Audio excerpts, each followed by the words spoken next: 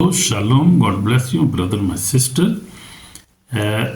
Jesus said, love your enemies. So we have to love our enemies, and we have to forgive our neighbors. Everybody, I mean, our wife, our husband, our children, our parents, everybody, we have to forgive and we have to love our enemies. Hallelujah. God bless you. So in the word of God, we see Luke, Gospel of Luke chapter 6, from verse 6 I will read. Jesus said, but I tell you who hear me, love your enemies, do good to those who hate you, bless those who curse you, and pray for those who ill-treat you. Hallelujah.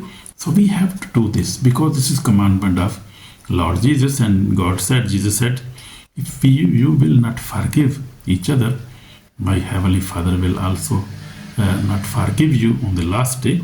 So we have to love our enemies and we have to pray for them. Hallelujah.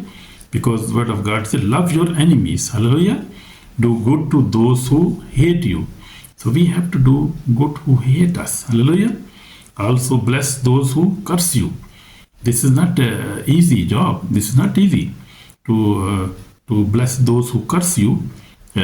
We have to do this because this is according to the word of God. And if we see the life of Jesus Christ, he was also doing the same.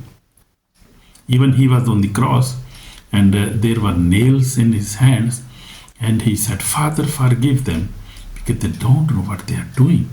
So actually, I tell you, people never know what they're doing sometimes. And they do, but we have to forgive them. We have to. And Jesus said, you bless those who curse you and pray for those who ill-treat you.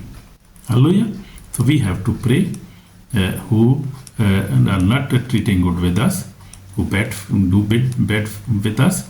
We have to forgive them. We have to pray for them. Hallelujah.